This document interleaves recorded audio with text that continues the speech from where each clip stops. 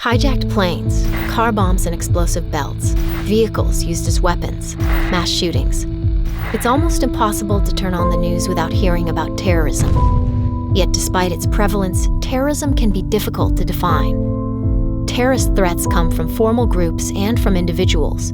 People can be directed by an authority to commit terrorism, or simply inspired by a group's rhetoric or a charismatic leader.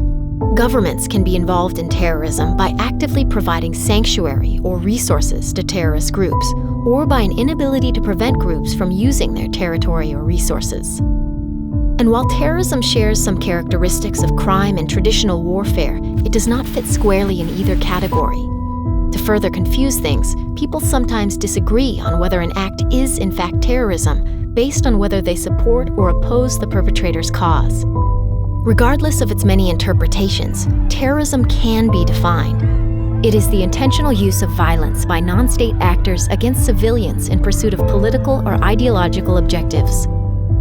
Many terrorists are motivated by the belief that their government fails to treat their ethnic or other group fairly.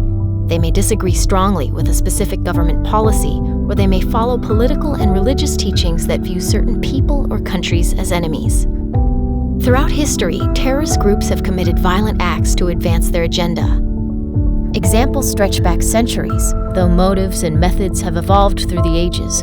From the dagger-bearing Sicarii, who employed terrorism against ancient Roman rulers, to the terrorists who assassinated an Austrian archduke and lit the spark for World War I. And to the Irish Republican Army, which sought to remove Northern Ireland from the United Kingdom through armed force. And Hamas, which uses rocket attacks and other violence in its campaign against Israel. The majority of recent terrorist attacks are attributed to individuals and groups acting in the name of their vision of Islam. These include Al-Qaeda and its offshoots, as well as the self-proclaimed Islamic State, or ISIS. There is debate about whether religious, economic, political, and environmental conditions in many Muslim-majority countries have contributed to this wave. Due to the conflict in Syria, the rise of ISIS, and the increased activity of Boko Haram in Nigeria, terrorism-related deaths skyrocketed starting in 2012 after decades of fluctuation. In 2014, for example, tens of thousands of people around the world died in terrorist incidents, more than 3/4 of them in just 5 countries. That year, almost 10,000 deaths occurred in Iraq, compared to only 26 in the United States. So what is being done to combat terrorism? Terrorist operations require money. This can come from state sponsors, crime, private wealth, even the sale of oil and other business activities. Thus, one counterterrorism approach is to limit the funding of terrorist groups.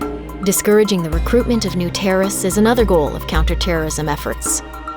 In particular, attacks by lone actors, or individuals who are unaffiliated with an organized terrorist group, but become radicalized online, are an area of growing concern, in part because they are so difficult to prevent. Internet access and social media help terrorist groups organize, inspire, and recruit, but the sheer volume of information online makes it difficult for law enforcement officials to track and combat the narratives and activities of these groups. Other counterterrorism tools include identifying and arresting those plotting attacks, and military and covert action against terrorists. The ways in which the United States and other countries approach counterterrorism are sometimes controversial. Increased surveillance generates debate about the infringement of personal liberties, and drone strikes often generate criticism for killing or injuring people with no connection to terrorism. Despite these extensive efforts, the truth is that it's impossible to eliminate terrorism. There will always be individuals and groups ready to commit terrorist acts. The challenge for governments is to reduce the threat posed by terrorism in ways that promote the safety and economic well-being of their citizens while minimizing any disruption to their lives.